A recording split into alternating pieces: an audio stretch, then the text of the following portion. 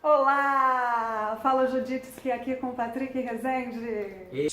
Olha, eu queria te perguntar também sobre como você vê as pessoas idosas na Turquia. Você acha que elas circulam tanto quanto circulam em Copacabana? Então, a questão de idosos me chamou muita atenção porque eu achei a sociedade turca bem jovem. Ela é bem jovem. Eu acho que não só a sociedade turca, como as sociedades árabes de uma maneira geral.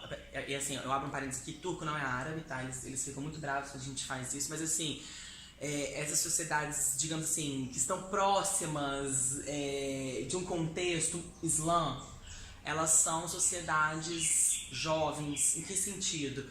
Que eles ainda têm muitos filhos. Então, se você vai na Turquia, você vê muitas famílias com 4 filhos, que já no Brasil já não é mais comum, né?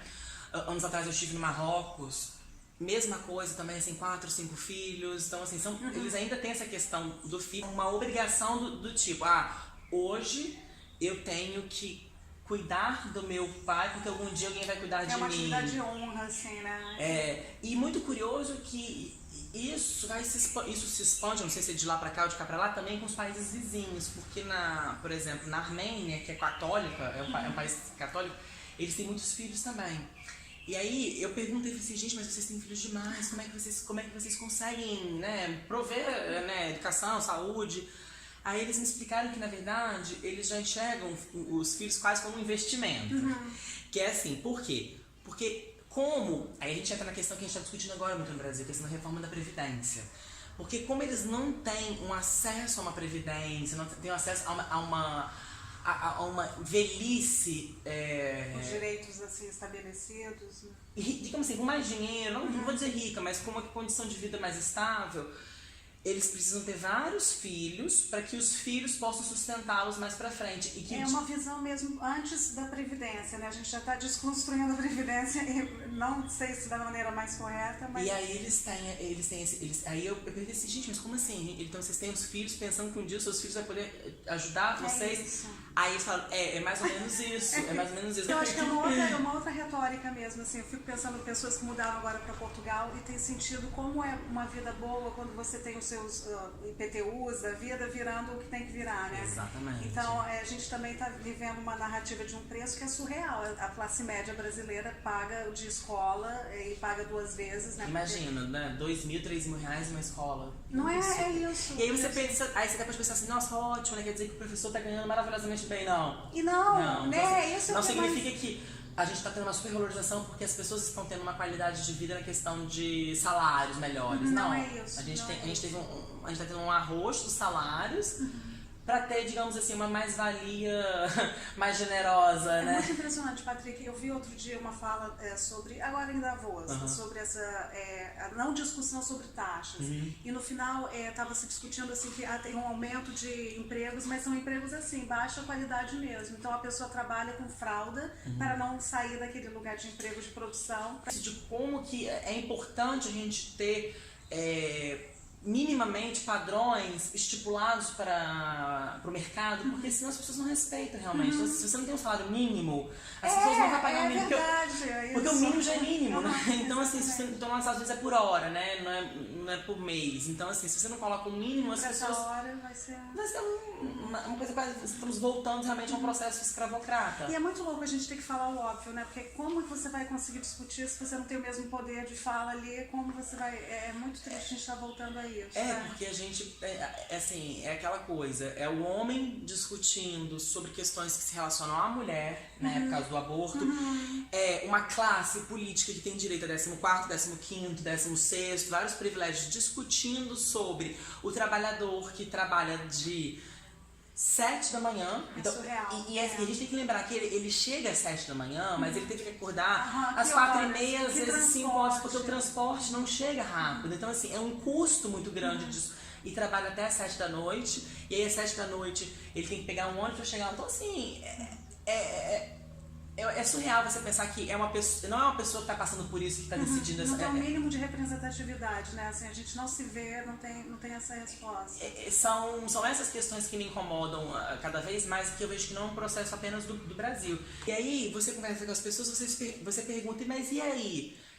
E aí que você percebe que há um sentimento ambíguo, que ao mesmo tempo que eles entendem que eles estão perdendo vários direitos, eles aceitam perder mais direitos por uma questão de um medo de que vai ter um ataque terrorista, que vai ter, sabe, que a Turquia é muito visada por causa que a Turquia é contra isso, contra aquilo, então aí vai ter um grupo terrorista que vai atacá-los, então... O que lembra muito os contos da Aya, né? Que é uma situação que parece nos Estados Unidos. A gente aceita perder os direitos por uma falsa ideia de segurança. Porque, na verdade, a gente não tem segurança nenhuma, né? Que não sei até que ponto os governos estão todos envolvidos nisso também, né? A gente sente um complô sendo construído, porque é impressionante como se acende mais uma luz aqui ou ali, conforme um projeto tem que passar. Foi muito engraçado porque eu tava meio preocupado com o meu outfit. Porque eu te perguntei assim, com que roupa eu vou? Aí você falou assim, não, vai com uma roupa que você se sinta confortável. Porque eu lembrei de um tempo atrás que teve uma entrevista da Madonna pro Larry King, isso em 98 mais ou menos, que a Madonna foi com uma jaqueta de couro. E aí ela tem aquele microfonezinho que coloca aqui e fazia tanto movimento aquilo, que me irritava tanto, porque eu pensei assim, gente, eu tenho que ir com uma roupa que não faça barulho, por quê? Porque a pessoa tem que focar no que a gente tá conversando e não no barulhinho. E aí eu pensei assim, como que a Madonna no CNN, com Larry King, ninguém deu uma assessoria pra ela trocar de roupa, porque né? foi o tempo todo, mas a gente nem usa o microfone. E ela mesma comentou isso, ela mesma falava assim, eu não posso me mover, durante a entrevista ela falou assim, eu esqueço, não posso me mover muito, senão eu faço um barulho. Que quando eu fui pesquisar o Patrick, no currículo Lattes dele, eu descobri lá na sua dissertação que você homenageia a Madonna também. Eu darei porque eu sou muito fã da Madonna, eu acho que a Madonna, ela foi fundamental pra gente entender o mundo. Aí eu achei muito gostoso isso. Homenageei, porque, assim, algumas pessoas falam assim, nossa, coisa idiota, mas não é, porque quando você pensa que você tem 14 anos, 13 anos e você tem uma figura ali que te abre o mundo no sentido de pensar um pós-colonial, porque naquela época eu não tinha uma ideia de que era um pós-colonial, apesar da Madonna ser uma voz do norte, né, ser uma voz do centro, eu entender essa questão do pós-colonial, dessa questão dos estudos culturais, que só mais tarde, quando eu fui começar a estudar, né, na faculdade, depois na pós-graduação, de como que ela foi minha primeira influência, digamos, dos estudos culturais, muito antes de eu conhecer quem era Baba, quem era Eduardo Said, quem era Spivak, porque ela fala desse local privilegiado dela, mas dando espaço para outras pessoas poderem falar por eles mesmos. Eu referencio ela por causa disso. Mas eu adorei perceber então que você viu esse pós-colonialismo, mesmo ela sendo uma figura que estaria num outro lugar. Num lugar pop, né? É muito louco isso, né? É tudo uma questão de perspectiva, porque eu penso nela também como sendo descendente de italiano, então também sendo uma minoria, ela não seria aquele lugar... Né? É incrível como uma perspectiva. Com certeza, com certeza. E assim, apenas a figura da Madonna em si, ela já traz um remetimento a uma questão também católica, né? De ruptura com toda essa questão. E algumas pessoas, eu lembro que tinha algumas amigas feministas, elas se dizem assim, mas eu não sei se a Madonna poderia considerar ela feminista. Aí eu falo, pelo contrário, a gente tem que considerar ela feminista, porque ela abre espaço para as mulheres. Porque hoje, né, a gente já chegou a um consenso que o feminismo é exatamente isso, essa pluralidade. Você feminista, você não pode ter um desejo sexual, e a Madonna, na verdade, vai contra isso. É por isso que eu acho que ela é uma feminista, digamos assim, se a gente nem acredita que haja essa questão de feminismo por cronologia, mas se fosse pensar nisso, uma pós-moderna, porque ela vai dizer assim, não, a mulher pode ser digamos assim, uma mulher uma potência sexual, uma mulher que tem um desejo sexual, e que isso não é um problema, que isso que ela sempre dizia, que se fosse um homem fazendo o que eu faço, ninguém estaria julgando. Tem umas falas dela muito interessantes nesse aspecto. Então isso eu acho muito interessante. Então foi uma homenagem a minha primeira, digamos, teórica pós-colonial do pop. Eu acho ela uma sábia, e acho assim que ela é sábia também na transgressão com a idade. Como ela está fazendo isso de um jeito que ninguém nunca fez. Isso é uma coisa muito importante, porque a gente tem aquele termo em inglês que a gente poderia pensar numa tradução, que é o ageism, né? Que é o preconceito etário, digamos assim. E aí eu vejo que a Madonna ela já quebrou preconceitos em relação ao lugar da mulher, ela já quebrou preconceitos da questão da sexualidade, de gênero, de classes sociais. Ela foi lá... Transnacional. Foi lá adotar, né, as crianças no Malawi. E agora eu acho que ela está trabalhando muito com essa questão da idade. Eu acho que esse é mais um novo tabu que ela está desconstruindo pra gente. Ela pula e não para, e ela tem tá melhor que nós dois, né?